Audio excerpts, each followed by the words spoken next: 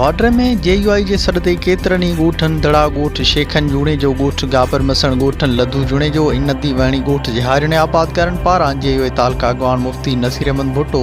हाफ़िज़ अलाबख्श जूणे जो मोहम्मद उस्मान जूणे जो हाफ़िज़ अब्दुल जब्बार जूणे जो अॻवानी में बॉर्डर लाड़काणो रोड बंदि करे सवे हारियुनि आबादकारनि जो राइस कैनाल में ज़रई हथरादो पाणी कोर्ट ऐं इरीगेशन जे राशि ऑफिसरनि पारां